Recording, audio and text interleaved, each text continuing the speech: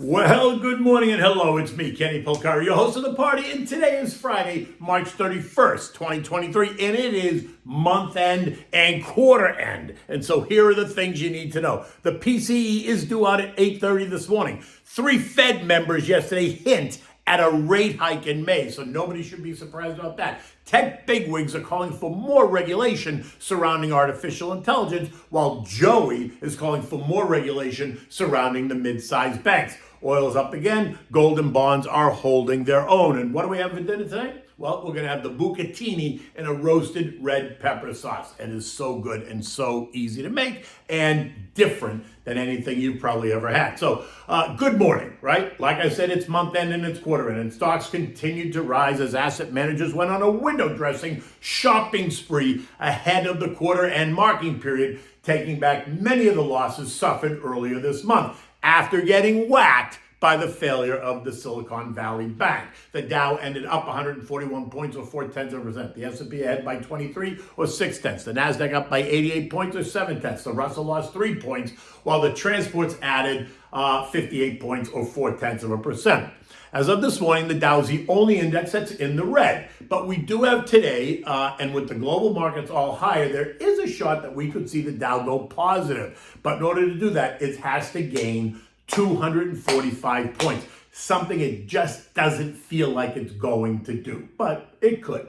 Now, this is Richmond Fed President Tommy Barkin told us that the Fed can raise rates further if inflation persists. And then Boston Susie Collins said that more tightening was needed, saying that while the banking system remains strong and resilient, recent developments will likely lead banks to take a somewhat more conservative outlook and tighten lending standards, thus contributing to slowing the economy and reducing inflationary pressures. She also thinks that the Fed can manage a soft landing, and that tighter credit conditions could remove the need for more rate hikes in the future. Oh boy. Then enter stage left. Minneapolis' Neil Kashkari, who's a non-voting member. He said that he is committed to getting inflation back to 2%. And while it's still unclear what the impact of the financial system turmoil is going to have on the markets or on the Fed, and while he's committed, remember, he does not have a vote. But he is a mouthpiece, so sometimes he speaks on behalf of the Fed. So you have to listen to what he says carefully, because is he really talking? Is he speaking about the Fed mindset? Now look, recession risk remains an issue as the Fed struggles to tighten policy while telling us that they can achieve a soft landing, something that I think is fake news. We left a soft landing behind when the Fed missed the opportunity to raise rates after the CPI blasted up and through 2% back in April of 2021 when we got the March 2021 data. Recall that they told us to mind our business. The recent surge was nothing to worry about. It was all transitory. The Fed, they're going to keep stimulating, right? Think zero rates and the purchase of billions of dollars of mortgage-backed securities until we see inflation completely embedded in the U.S. economy, recreating history. Now, the history I'm talking about was the mid-1970s to 1980s that saw the Fed mismanage policy, helping to send inflation soaring to 13%, forcing then Fed Chair Paul Volcker to jam rates up to 22%, sending the U.S. economy into a tailspin and a very ugly 2-year recession. Money poured into the Treasury market and the bank CD market. I mean, think about this for a minute. You could earn 22% guaranteed, no risk sleep at night, versus attempting to invest in stocks that were in a fairly dark place. I mean, it's tough to compete with 22% guaranteed, right? I mean, just think about that for 1 minute. The same way now we have Treasury yields yielding nearly 4.5% to 5%, right? It's tough to compete with that, or at least some people think it is. And let me tell you, it was ugly. Unemployment then shot up to 10%. Housing got crushed. Inflation ate away at everybody's pocketbook. People getting tossed out of work and college grads couldn't find work. And then President Jimmy Carter got smushed in the election in 1980 as we ushered in a new era with the election of President Ronald Reagan. And then the rest is history. Now, today there are a number of things that are happening, right? The first is we're going to get the PCE report, which is the Fed's favorite inflation gauge. And that comes out at 8:30 this morning. It's expected to show month-over-month inflation up 0.3%, while year-over-year inflation is up 5.1%. Both readings down over last month, and that's good. Now, if we look at the core PCE, then we see month-over-month inflation rising by 0.4, and the year-over-year of up 4.7%. Again, a slight improvement over last month. But what they're going to want you to focus on is the report that's got the 4 handle in it, right? In the core rate. So let's just see what happens from here. The second thing is this letter being signed by many big tech wigs over the future path of artificial intelligence, because that is going to be an issue. It already is an issue. Come on, who's kidding who? And while they want to put the brakes on further development for 6 months in order to regulate the path forward, my guess is that it's already too late. And even if the U.S. imposes regulations, the rest of the world is not held to our standard. So what does it mean? Does anyone think that China is really going to slow its development? Is China really going to abide by any regulations at all? Come on, wake up. The fact is, it's too late for that, right? We've already let that horse out of the stable. It's not going back in, right? Are we going to let ourselves get further behind the 8 ball or not? Now, if you're paying attention to what the market thinks, all you have to do is look at those stocks in that sector. BOTZ, the BOTZ, which is the Global Robotics and AI ETF, is up 22% this year and likely going higher. And a name that I like in that sector is C3AI, right? The symbol is AI, trades at 27 bucks. It's up 6% yesterday. They focus on developing, deploying, and operating enterprise AI applications around the world. The stock is up 165% this year. And we're still only at the beginning stages of this mega trend. The third is the fact that President Joe is calling on regulators to tighten the rules around mid-sized banks after the failure of Silicon Valley Bank, which is comical. Why? Because there are plenty of regulations now. It was the regulators that failed here. They did not enforce the current set of rules. Never mind that the bank had no idea on how to manage risk in a rising rate environment.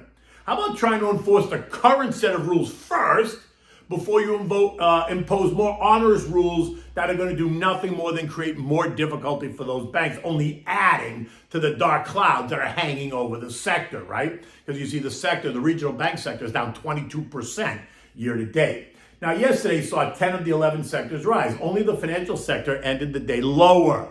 Think Joey's recommendation, right? Real estate took the lead up 1.3. Tech was up 1.2, while the other sectors were up less than 1%. The value trade and the growth trade neck and neck, right? Up about 5 or 6 tenths of a percent as investors remain unsure on which way to go. Though, at the moment, growth is leading, up 7.6% on the year versus the value up 3.3.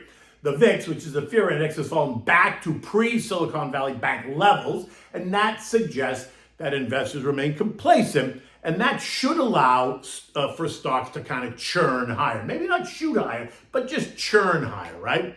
And oil, okay, guess what? That's higher again too. This morning oil's up 33 cents or 0.4% at 74.70. It's now up 15% off the low seen from last week. Headlines suggesting higher prices ahead, right? Bloomberg runs with this. Oil finds favor as supply threatened and the banking sector fear ease. The supply threat that they're talking about is the Gulf shutdown in Iraq at several of the oil fields in Kurdistan, putting upward pressure on prices. Next is the ongoing demand story out of China. And the third is the U.S. industry report showing a decline in U.S. inventory, suggesting demand is just fine. We're about to kiss trendline resistance at $76, which I'm sure is going to provide some short-term pushback, seeing us retrace back to maybe the low 70s. But as we move from winter to spring to summer, expect demand to remain strong and then prices to rise. Remember, analysts in the oil sector suggest that we're going to see an average price of between $98 and $100 a barrel. Gold is trading back to $2,000 an ounce after retesting $1,950 last week. The idea that the Fed will be less aggressive is helping support the strength that we've seen. And that's going to put downward pressure on the dollar index, and that's going to further support the commodity complex. It's consolidating around $2,000, and the last time we traded here was April of 2022, which did prove to be a difficult level to pierce, as there was plenty of supply at that level. So the question is, are we going to continue to see that this time? In bonds, bond prices continue to move lower, sending yields higher. The 2-year this morning is now yielding 4.13%. The 10-year is doing nothing, really yielding 3.54. That's right, kind of where it was. Yet shorter duration 3 and 6 month yields are up at 4.86 and 4.92% respectively. This morning, U.S. futures are mixed as the sun rises over New York City and the East Coast, and we begin the final day of the month and the quarter, right? Dow futures up 70, S&P's up 6, the Nasdaq's down 12, and the Russell is up 5. Now, the weakness this morning in the Nasdaq is nothing to get worked up about, because remember, it is the end of the quarter. Asset managers need to reallocate money, so taking some money off the table in the outperformers and putting it to work in the underperformers that have gotten unnecessarily punished is not uncommon. And I think we're going to see money move. I think we're going to see money move into financials, healthcare, and industrials, right? All sectors that are lower for the quarter, but ripe for the pickings if you're strategic about it. European stocks are also up, right? The UK up 0.2, the CAC 40 up 0.6, the DAX up 0.4, the Eurostock up 0.4, Spain is up 0.3, and Italy is up 0.4%. Eurozone inflation was reported today, showing that top-line inflation is cooling, coming in at 6.9%, down from plus 8.5% last month. But when you strip it down, core inflation rose to 5.7%, up from 5.6%. German retail sales were lower, while the UK economy grew by 0.1%. At the quarter end, we see most of the European markets up double digits, 12+%. The Italians taking the prize at up 14% year to date, while the UK is the only one up only single digits at plus 2.5%. And okay, so then the S&P closed at 4,050, up 54 points, well above what was trendline resistance at 4,015. So that now is going to act as support on a retest. Now, if today's PCE report is better, meaning weaker, then look for stocks to continue to push higher. But if it comes out in line, then I think it's just going to churn. And if it comes out worse, then I think stocks will move lower, right? It appears as if we do want to test the February high of 41.90 at some point, but that's going to depend a lot on what today's PCE report says. Now, on a side note, the political drama unfolding across the U.S. stage and the global stage is the news that New York District Attorney Alvy Bragg is formally indicted with the blessing of the Democratic Party, former President Donald Trump, charging him with allegedly paying a hooker $130,000 to keep her mouth shut during the 2016 election year. And while this will most likely blow up in the end, he has just ignited the fire under Trump supporters and even non-Trump supporters, right? And while this event will not price stocks at all, it is going to provide lots of entertainment and insight into the U.S. legal system and the length to which the Democratic Party will go to bring down a presidential frontrunner during an election cycle. This will be the Watergate of the 21st century. Now, for those of you who don't understand that reference, GTS it, right? Google that shit. And then you'll figure it out. Okay, so what are we having for dinner tonight? We're having listen to this. In Italian, it sounds so great. Bucatini con arrosto dolce, salsa al peperoni rosso. It sounds very erotic in Italian, but it's really nothing more than bucatini in a roasted sweet red pepper sauce, right? Now, you can make the sauce in about the time it takes you to boil the pasta, right? 10, 15 minutes max, right? So for this, you need the bucatini, right? It's a kind of thick spaghetti. You need diced onion, chopped garlic, olive oil, roasted sweet red peppers, tomato paste, chicken broth, salt and pepper, and some fresh basil. And you need goat cheese.